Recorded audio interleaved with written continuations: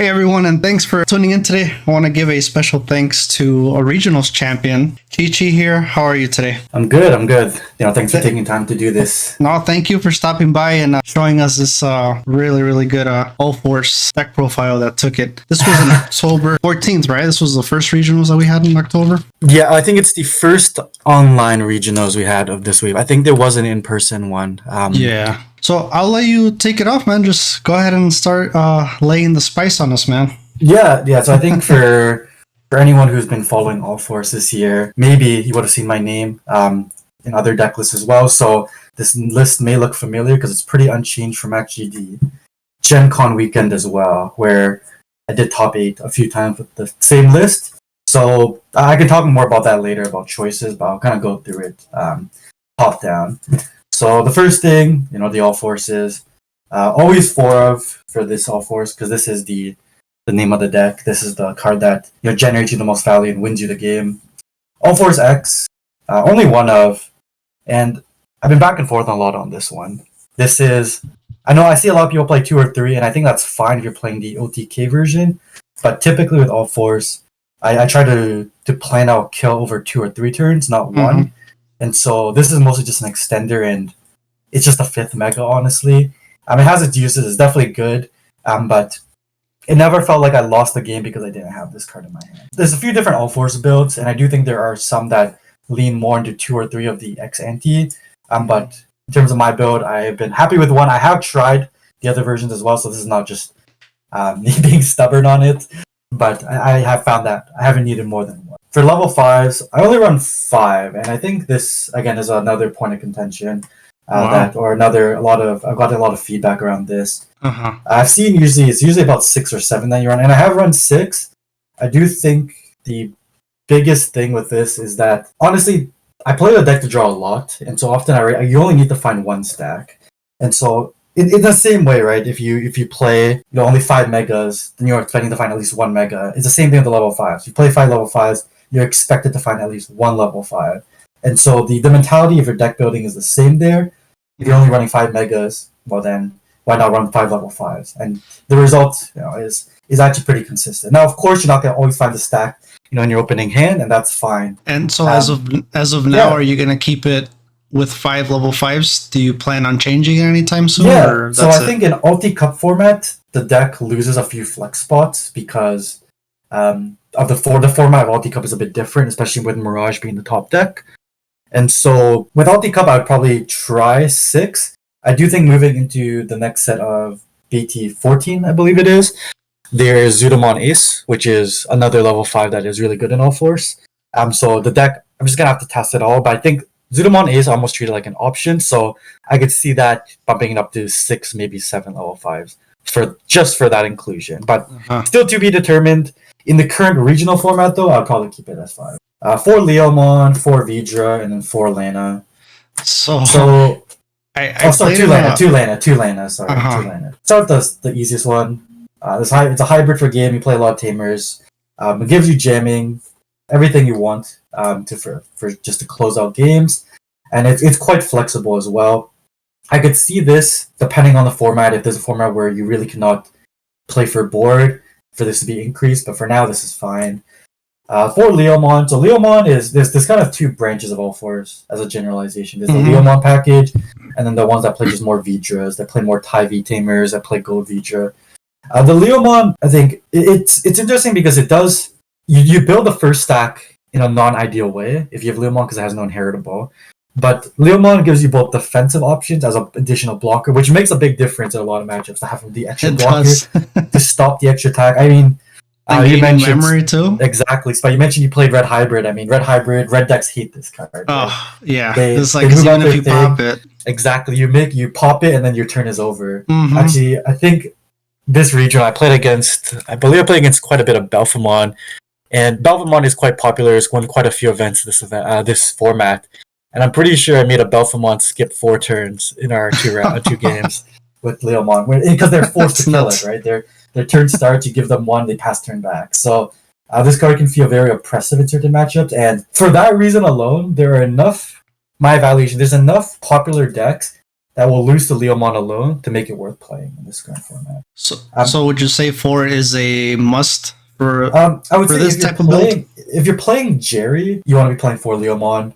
There was a point I was actually even playing 5 Leomons with the original Leomon that just gains 2 memory, doesn't draw cards, not a blocker. Oh, gotcha. But yeah, if you're playing Jerry, you have to play 4 Leos. If you're not playing Jerry, you still have the option to play 2 or 3 Leos as well. So it's valuable even if you don't play the Jerry package. And then Vidra is pretty self-explanatory. It's the ideal inheritable. You gain a memory when you play Tamer. Nothing really fancy about it. You do draw a card when you play a Tamer. So to kind of my previous point, you want to draw a lot of cards to find your packages or to find your level 5s, to find your level 6s because you're playing a greedier ratio given the nature of the deck. And so often if you just move out to level 4 and play a Tamer, you just draw cards just from there and you can accrue value and see your paces more easily that way. I hope you guys are enjoying the video. Halloween is here, and which is a perfect time for new merch to drop like this. Look at this. Isn't this so awesome? So sick. Check out sweaters, t-shirts, cups, stickers. This month I am doing a 5% off using the code DGWEEN. Yes, you heard that right, DGWEEN. Last thing I want to announce, I did start my membership program here for this channel. So if you want to have pictures of the deck profiles like this one, instead of, having to look through the whole video and okay, you got 4 VMons, 4 this, 4 that, I will be posting it in members exclusive community tab, and you'll be able to have all the deck profiles at your fingertips. That is going to be for all my videos and for deck profiles that never have made it into YouTube videos. Now let's get back into the Champions UlforceVeedramon deck profile. The Leo kind of plays in the same way. It draws a card by itself, so it often replaces itself. And so all these level 4s, you can start to see like they all draw cards, they all generate advantage, and it offsets on paper the ratios because you do see more cards typically if you play for it. So since you're drawing a lot, I don't know. I mean, we could talk about the matchups that we had once we're done. How is it going against a Mirage with so much?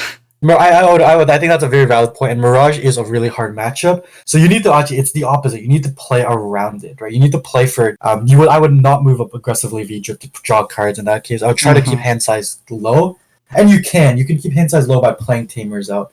To your point, Leomon is terrible in the Mirage matchup. Interestingly enough, I think Ulforce can struggle in the LT Cup format because there is more Mirage. I didn't face Mirage this event, and Ulforce is very matchup dependent, which we can talk about later. But so that's pretty straightforward. Not too much room for debate on the level 4s besides the Leomon.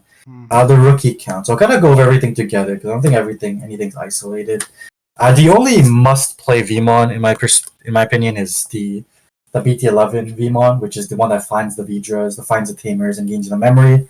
This is a 4 of your searcher has the ideal inherit. It's got Rena in the picture, right? So this is the one you want to be playing for. Yeah, right.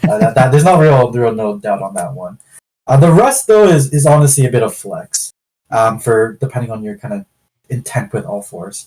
For me again, I want to draw a lot of cards to see my pieces, and so this VMon is the one I want to max out. This is the Warp Starter 8V. You get 7 or fewer cards, you draw a card. And so, even moving out level 4 in your first promote, just swinging there, seeing cards, finding your pieces to find the second stack.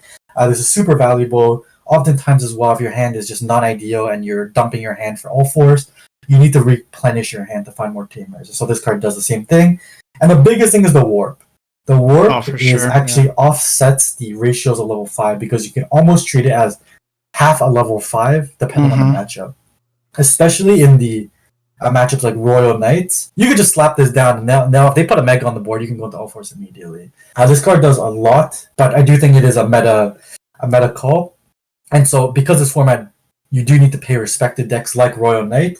This is something that I do want to see a 4 of. EX 1V, I've seen this in 2 of, 1 of, 4 ofs. This honestly is just pretty much the BT11 VMon without the on-play effect. So it's just giving you a memory when it unsuspends. It's a little bit more consistent, I would say, for if you're playing. The value is a little bit higher if you're playing more Ulforce X because Ulforce X doesn't play Tamers, it just unsuspends.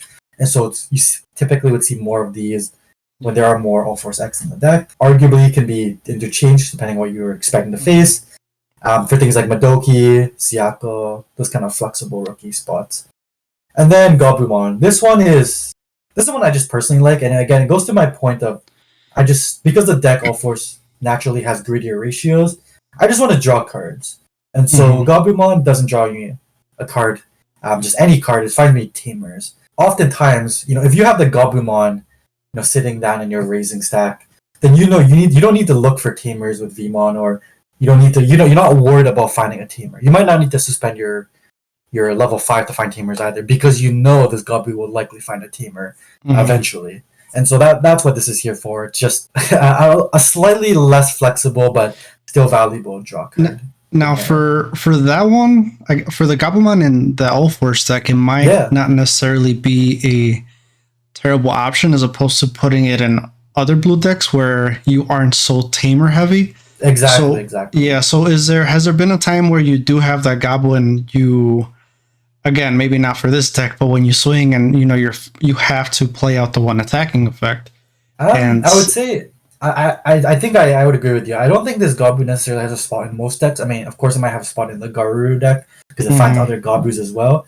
But in this deck, you're really just looking for Rina, and Rina is equally as important, if not more, as a lot of the other pieces in your deck. Sure.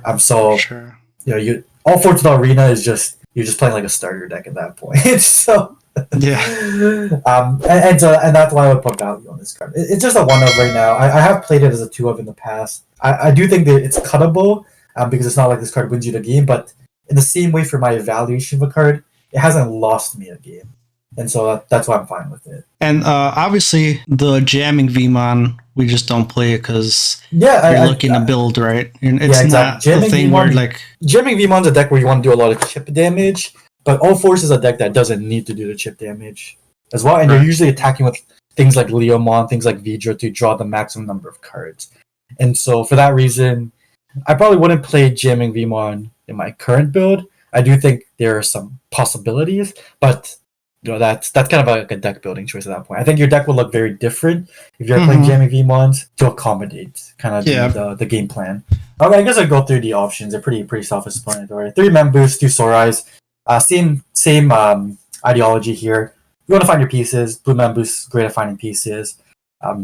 There's that sets up your turn, lets you do explosive plays. The only thing about Blue Memboost is that it misses your Tamers, and so you just need to be mindful sometimes of how the game is going. If you're noticing you're not seeing any Tamers, and you need to find Tamers, and you play a Blue Memboost where you don't need to, I don't think you should be surprised if you end up seeing hitting 2 or 3 Tamers that get sent to the bottom. Now, here's a question for you. So, when the training cards come out, do you see yourself replacing it? Yeah, so I think training is something that I'm going to have to test a lot. From my perspective, I will probably end up playing both and making the deck even greedier. I do think training is really good. I know, it sounds like you're going to be playing like 6 rookies at that point. Who knows? Training is very good because it finds the Tamer. And that to me is the biggest thing. It's discounts by 2. It's really cost efficient.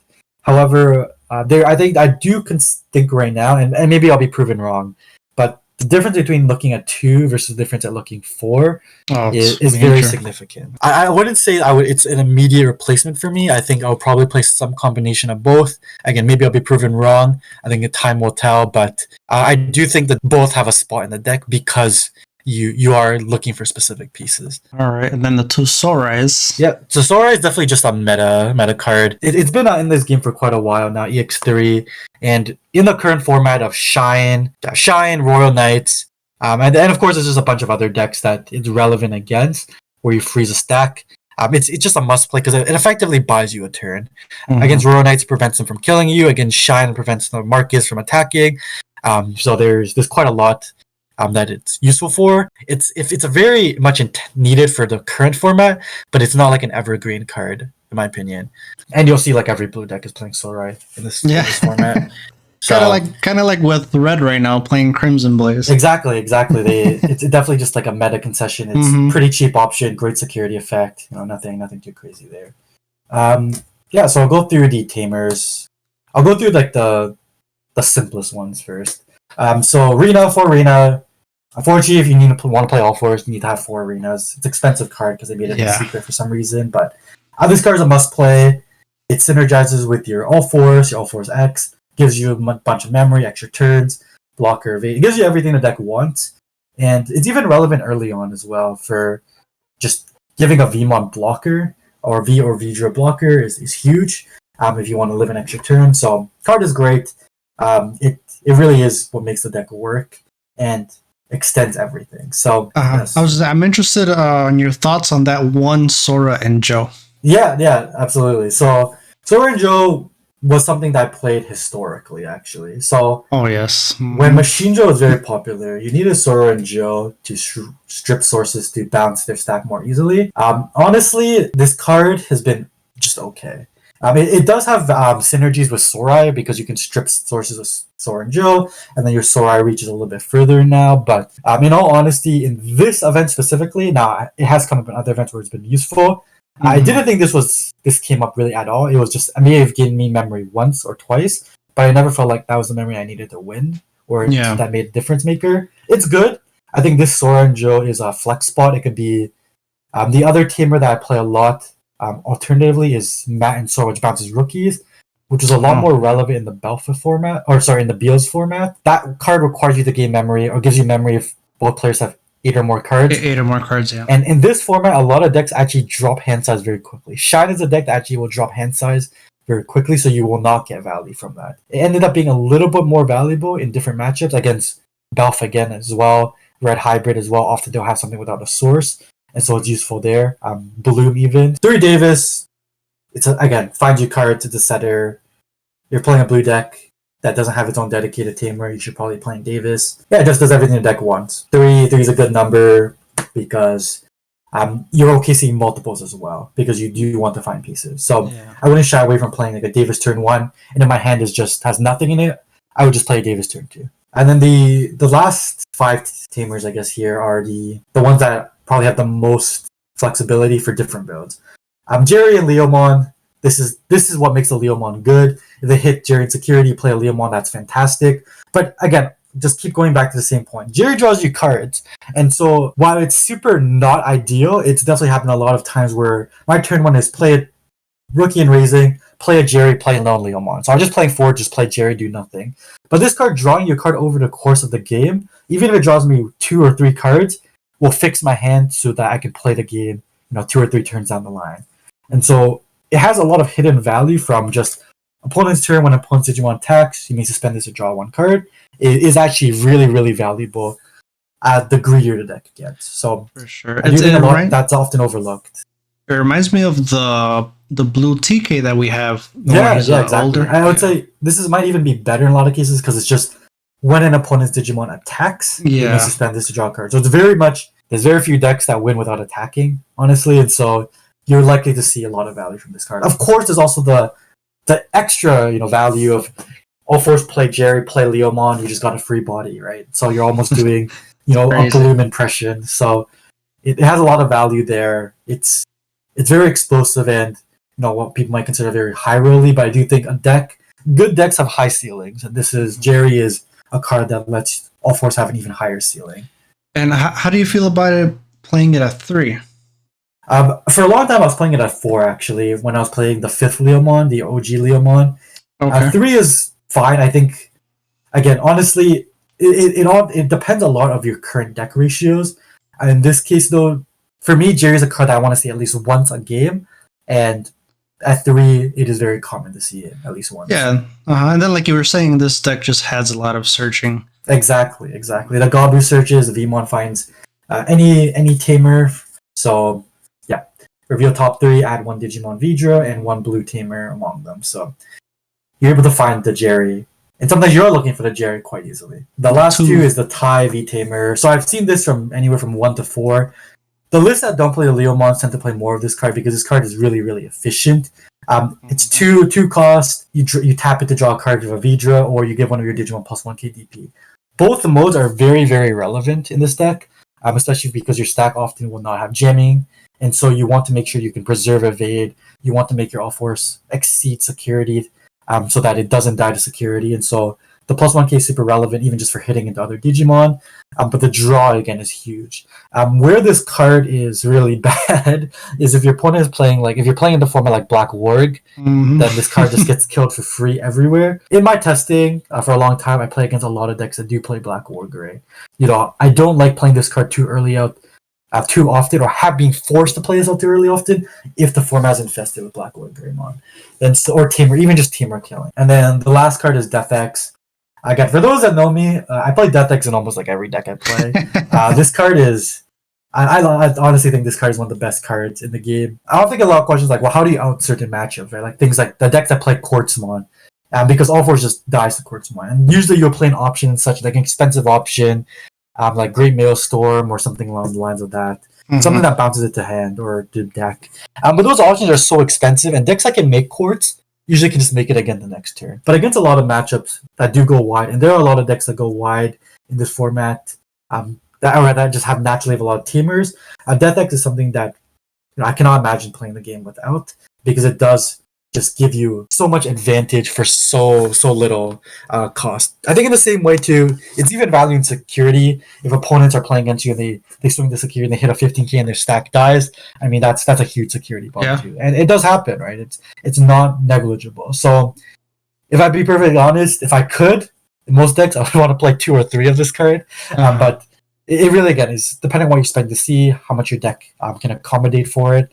Ulforce is a deck that has very strict ratios or very tight ratios, and so it's hard to put more than one. Every tournament that I've won, big tournament-wise, since Death X has come out, I've been playing Death X in the deck, and it has definitely won me a game. For those who might have watched this tournament as well, I think the VOD is up on Eggman's channel on YouTube. Death X definitely carried me in both my second last round and my last round in matchups that would otherwise be really difficult. I was going to ask you so have you tried builds in which you are running kind of more X antibody Ulforce, and if you have, do you kind of build one with X antibody option with them? Just what are your thoughts on, I think that's totally fair. X anti is often the best when the whole line has an X anti. So the rookie, level 4, level 5, level 6 all have X anti versions. In this case, though, I probably wouldn't run I have definitely played versions where I had more Ulforce X antibody, but I would probably not play the option, even though there's some cute synergies there. Specifically because Ulforce X says when this Digimon becomes unsuspended, if you have a blue Tamer in play or it has Ulforce in its source. So it doesn't actually look for the X anti option. And the condition of having a blue Tamer, I mean, if you're going to Mega and you have a blue Tamer, something is already going horribly wrong. So the condition to Ulforce X is very easy. Well, we're talking about the finals, right? When I was watching your match. Yeah. Do you want to talk about what you faced and I can go through the matchups. How you overcame those? Yeah, of course. Sorry, the quick last thing, 4 eggs, Wanya. It's a blue egg of choice. It may change in the future. There's the Babito version that gives you DP. Again, I said at the beginning, I'll say again now, deck wants to draw cards in my current build. Wanya draws me cards. It's good enough of a reason to play for that. Matchups wise, so round 1 actually kind of no show. Sometimes this happens in big events, just natural event things. Round 2 was Belphamon.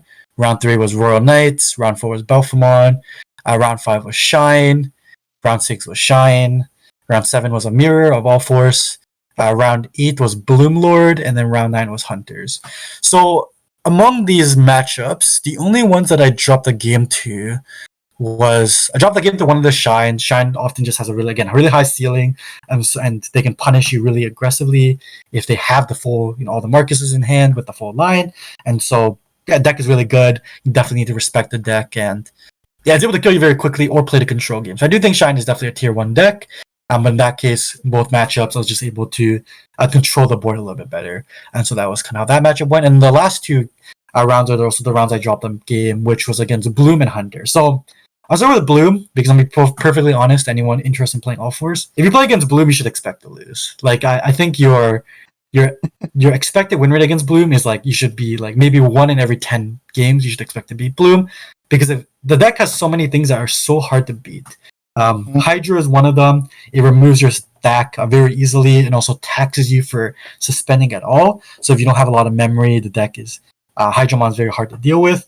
In the same way, Quartzmon is just almost unbeatable in many cases for Bloom, because again, it's a deck that evolves so quickly. It finds so many cards. It draws a lot of cards from their rookie from their baby as well, Kokomon, I believe it is. And so even if you by miracle remove the first quartzmon, they can make the second quartzmon super, super easily. That matchup is not one you expect to win. How I ended up, what ended up happening, the game I won, game 1, it was they had a little bit of a non-ideal stack. They put out 2 level 4s and they thought they were pretty safe, so they can make all their plays next turn. Ended up just playing a Death X, gave them 10 memory, and that was honestly, they couldn't play through the Death X because of its taxing effect to delete their board. And from there, they were just too far behind to actually win. And so Death X definitely showed up there. Game 2 for that, they made quartzmon. Story was said there.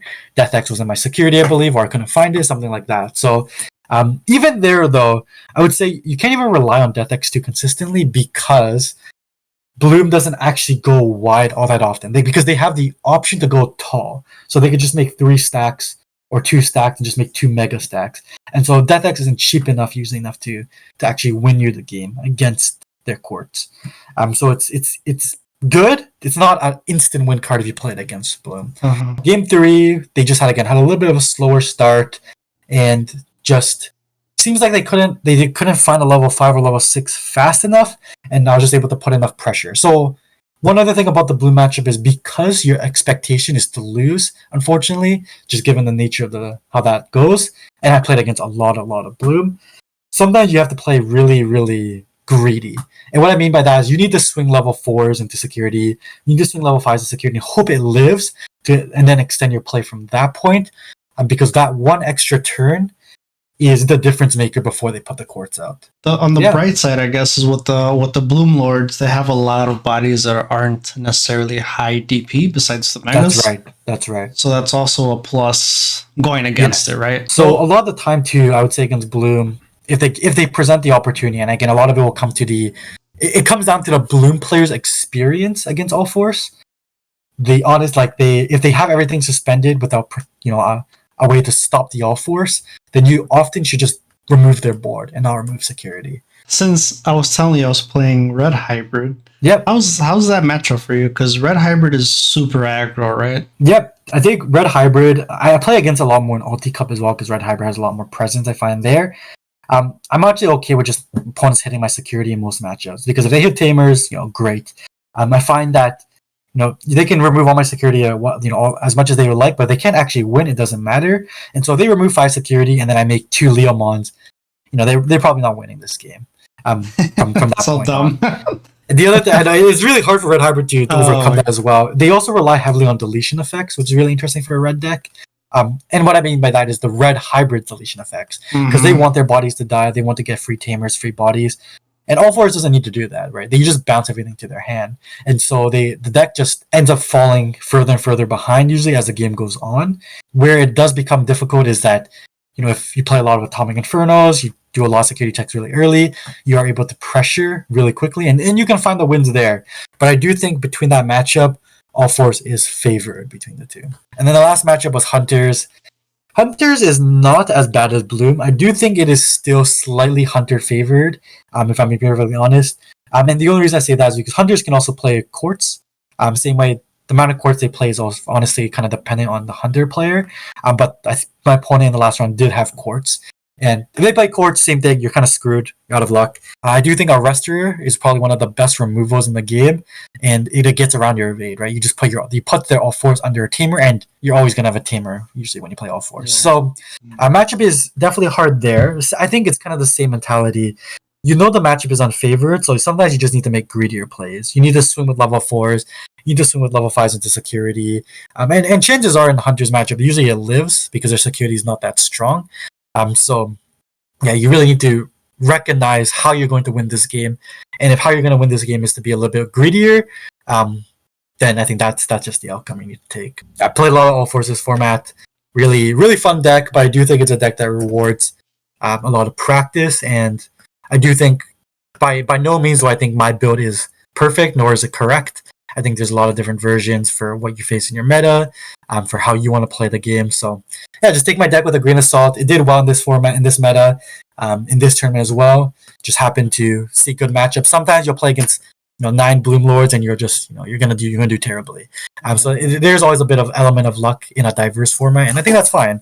It's good when it's not the same deck winning every tournament. I was gonna ask you before we let you go here. How do you see the Ulforce heading into BT14 and EX5? Yeah. So I don't usually do too much forward testing, so I won't do too much advanced testing as well till the cards actually come out. I think it's going to be really interesting because the next series of big tournaments are all Ultimate Cup tournaments, and if they keep the monocolor rule, then the format will be pretty different than what people are going to be testing for.